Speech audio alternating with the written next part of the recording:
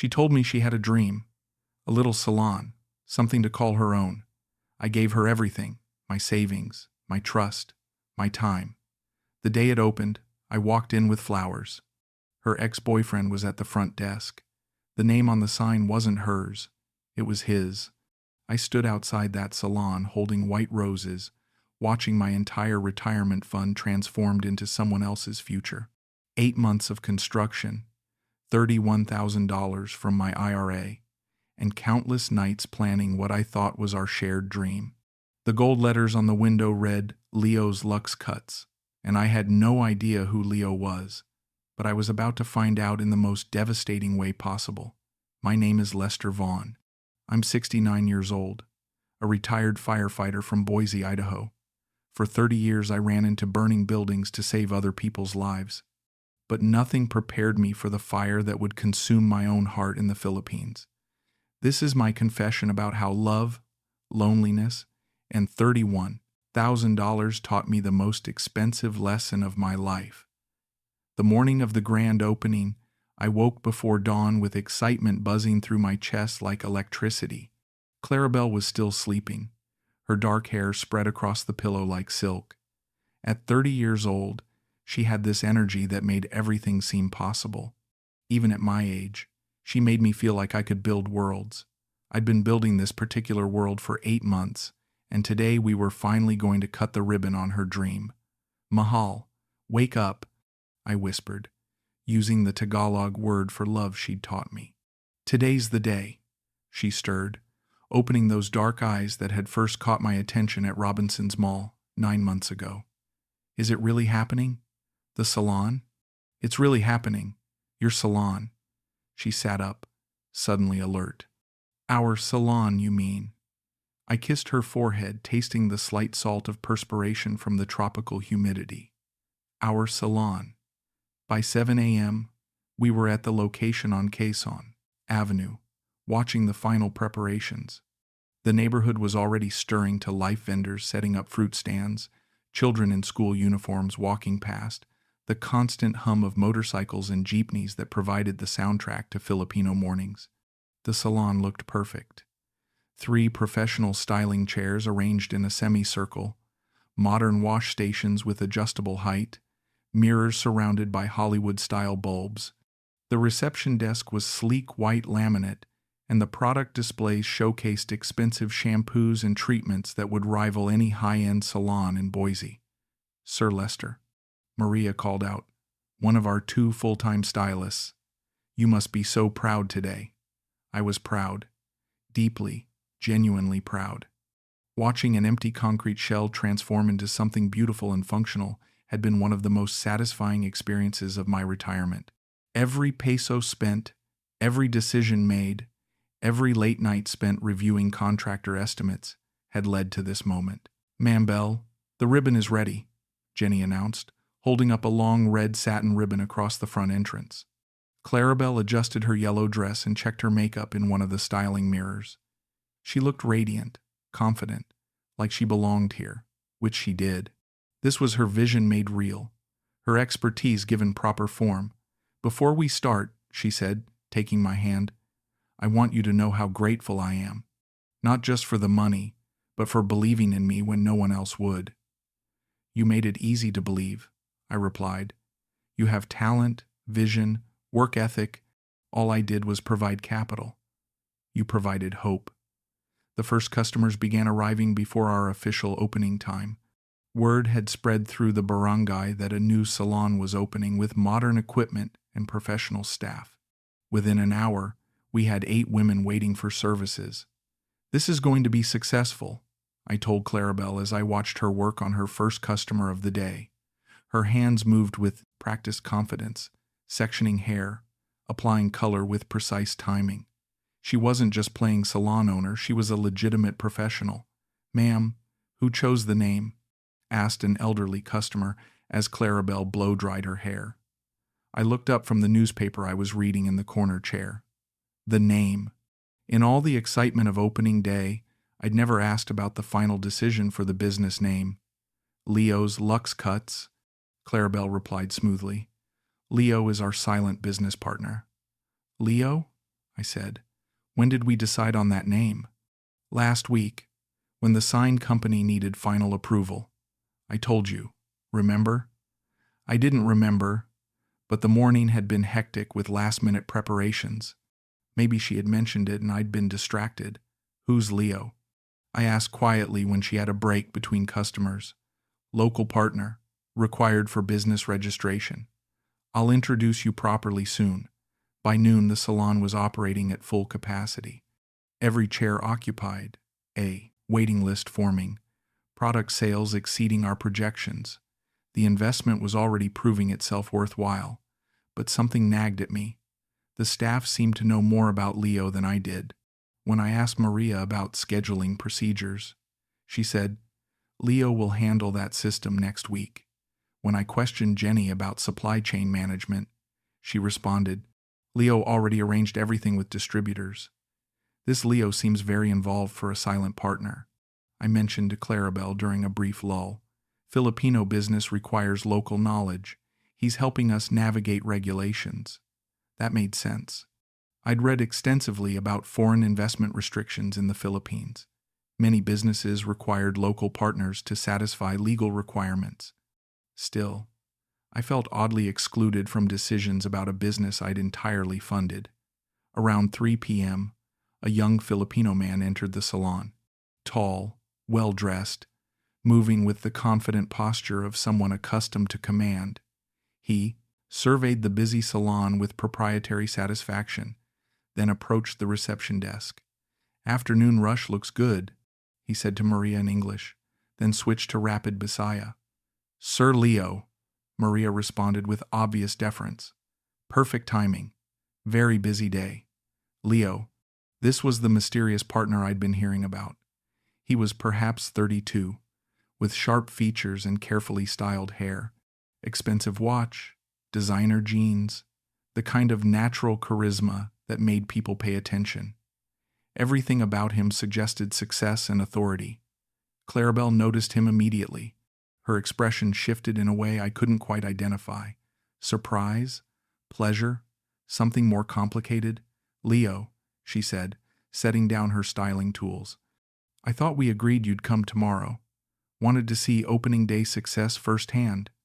He smiled, but his eyes were already scanning the salon with obvious familiarity. Clarabelle glanced at me, then back at Leo. Leo, this is Lester, my American partner. Ah, the famous investor. Leo extended his hand with a firm grip. Clarabelle talks about you constantly. Very generous man. Just happy to help someone achieve their dreams. I replied, she definitely has vision.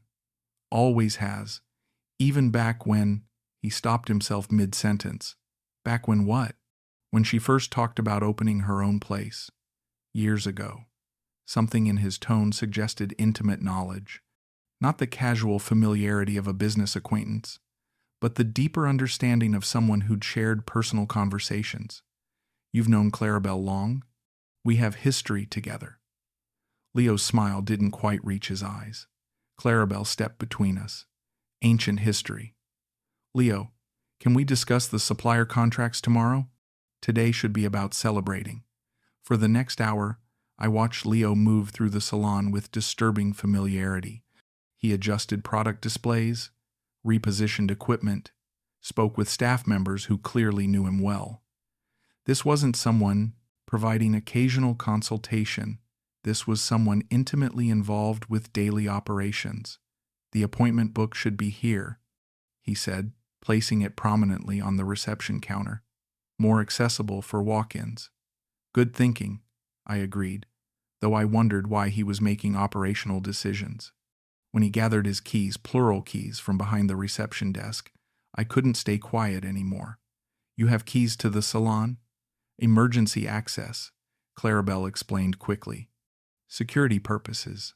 Leo jingled the keys once before pocketing them. Never know when problems might arise after hours. After he left, the salon felt different. The staff seemed more relaxed, but I felt more confused. Clarabelle busied herself with closing procedures, avoiding eye contact. So, how exactly do you know Leo? I asked as we locked up for the day. We worked together before, at another salon in the city. Just co-workers? She stopped counting the day's receipts and looked at me, directly. Lester, are you jealous? The question surprised me. Should I be? No. He's helping us establish the business properly. That's all. And the keys? The decision-making authority? Better to have backup access than risk being locked out, and he knows local suppliers, regulations, procedures. Her explanations were logical, but something felt incomplete. The way she'd warned him with her voice when he started talking about their history. The way he'd moved through the space like he owned it. That night, lying in bed listening to Clarabelle's steady breathing, I found myself analyzing Leo's comment. We have history together. In my experience, when people talked about having history with someone, it usually meant romantic history, but I pushed the thought away. I was 69 years old, dating a beautiful 30-year-old woman in a foreign country. Of course she had a past. Of course there were other men. The important thing was that she'd chosen to build a future with me. Still, I made a mental note to pay closer attention to the dynamics between them.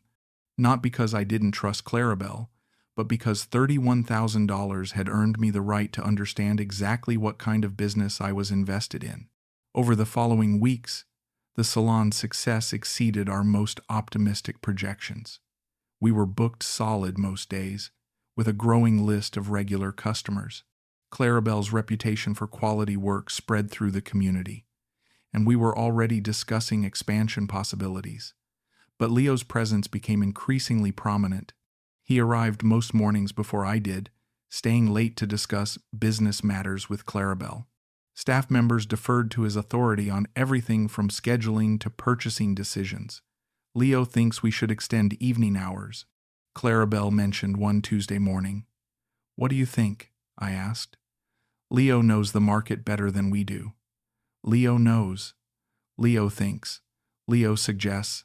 The mysterious partner was becoming the primary decision maker for a business I'd entirely funded.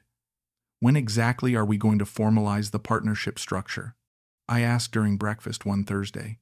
I'd like to understand the legal arrangements. Soon, Clarabelle replied. Leo is handling the paperwork. I should review any documents before signing. Of course, Filipino legal language is complicated, but Leo will explain everything. 2 weeks later, I was sitting in the salon's waiting area reading a 3-day-old copy of the Philippine Daily Inquirer when 2 middle-aged customers began talking in rapid Bisaya. I'd been studying the language for months, slowly building vocabulary and comprehension. Kuyawa kayo si Leo, one woman said, shaking her head admiringly. Leo is very handsome. Gibalik na sad siya, the other replied. He came back again. My newspaper crumpled slightly in my hands. They were discussing Leo with obvious familiarity. Ex-boyfriend ni Belle. The first woman continued, with what sounded like amusement. Belle's ex-boyfriend. The words hit me like cold water. Ex-boyfriend, not business partner, not consultant. Ex-boyfriend. Nalipe kayo ang babaye pagbalik niya.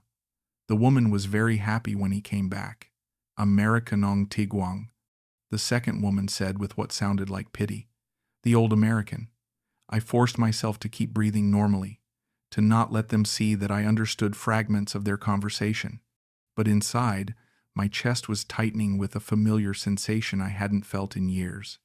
The same crushing realization I'd experienced when I found my second wife's text messages to her friend from work. When Clarabelle returned from a supplier meeting 20 minutes later, I was still sitting in the same chair, newspaper open to the same page, trying to process what I'd learned. Sorry I'm late, she said, kissing my forehead. Traffic was terrible on Quezon Avenue. No problem. Everything's running smoothly here. But everything wasn't running smoothly. Not anymore. Every interaction between Clarabelle and the staff now seemed laden with hidden meaning. Every mention of Leo's name felt like a small betrayal. That afternoon, I decided to test my growing suspicions. When two customers began discussing the salon's ownership in Bisaya, I listened carefully while pretending to read. Aya kuno ni Leo ang negosyo. The business supposedly belongs to Leo. Ang Americano wala kahibalo. The American doesn't know. Gibalik lang niya si Leo para sa kwarta. She just brought Leo back for the money. I excused myself and walked outside, needing air. The tropical heat felt suffocating. 3 blocks away, I found a small cafe and ordered coffee I didn't want. My phone buzzed with a message from Clarabelle. "Where did you go? Everything okay?" I stared at the text for several minutes before responding. "Just getting air. Back soon." But I didn't go back soon. I sat in that cafe for 2 hours watching the traffic and trying to make sense of what I was learning. If Leo was Clarabelle's ex-boyfriend, and if the business legally belonged to him, then what exactly was my role? Partner? Investor? Or just the foreign fool who'd paid for everything? By the time I returned to the salon, it was nearly closing time. Clarabelle was counting the day's receipts while the staff cleaned equipment and swept hair from the floors. "There you are." I was worried. Just needed to think. About what?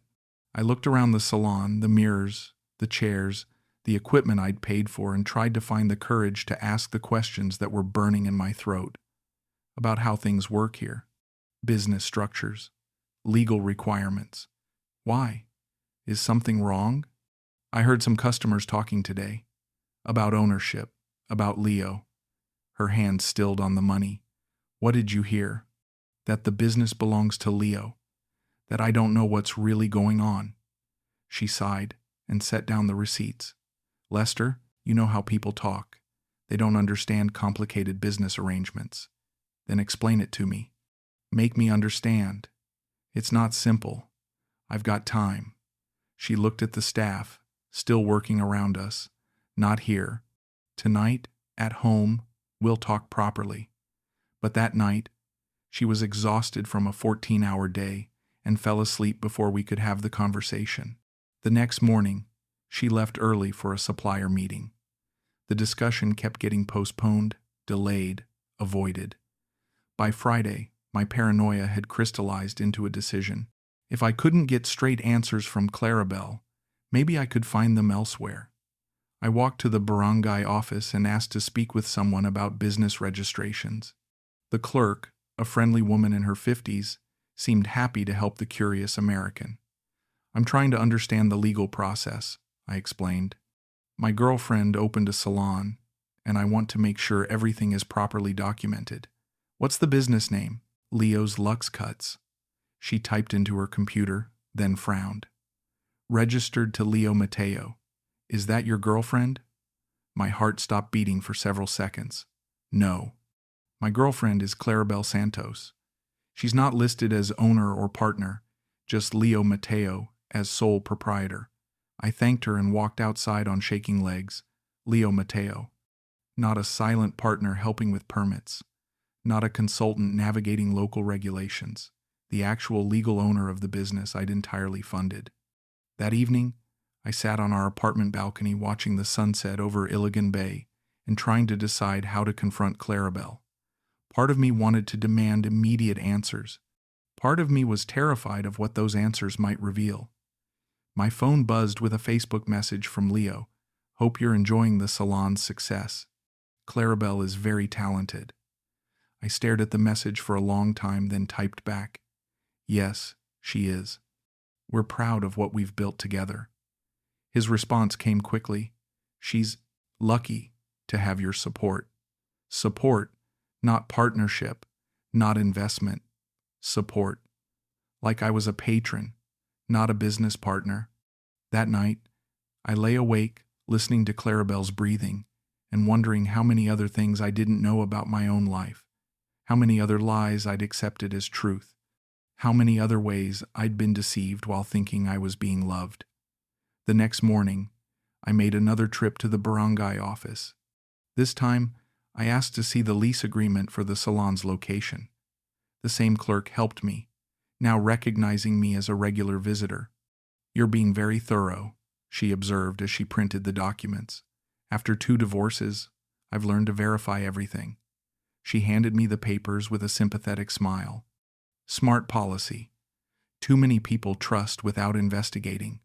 I found a bench outside the building and read through the lease agreement with growing devastation. The property was leased to Leo Mateo. The business registration listed Leo Mateo as sole proprietor. The bank account for rent payments was in Leo Mateo's name. Clarabelle's name appeared nowhere in any official document. I'd funded the complete establishment of my girlfriend's ex-boyfriend's business. Walking back toward our apartment, I stopped at an internet cafe and created a fake Facebook profile. Using it, I searched for information about Leo Mateo and Clarabelle Santos. What I found made my stomach turn. Photos from 2 years ago showing them together at restaurants, beaches, family gatherings. Leo's relationship status had changed from in a relationship with Clarabelle Santos to single exactly 8 months ago. The same week I'd met Clarabelle at Robinson's Mall. I closed the browser and sat staring at the blank screen, finally understanding the full scope of my situation. Clarabelle hadn't fallen in love with me. She'd identified me as a solution to her financial problems. The salon wasn't our shared dream, it was her method of getting back together, with Leo using my money. That afternoon I returned to the salon for what I knew would be the last time as a partner. Clarabelle was working on a customer's highlights, chatting in Bisaya with obvious pleasure. She looked up when I entered and smiled that radiant smile that had first captured my attention. Mahal, perfect timing.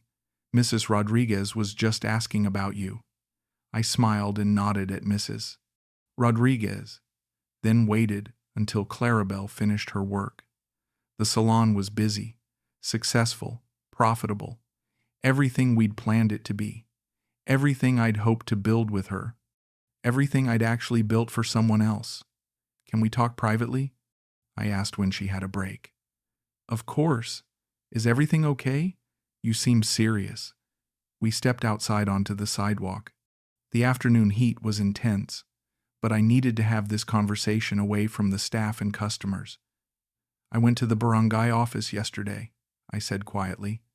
Her smile faltered slightly. Oh, why? To see the business, registration, the lease agreement, the official documents. She looked down at her hands. Lester, everything is in Leo's name. The lease, the business registration, the bank accounts, everything. I can explain. I'm sure you can. But first, let me tell you what I already know. Leo is your ex-boyfriend.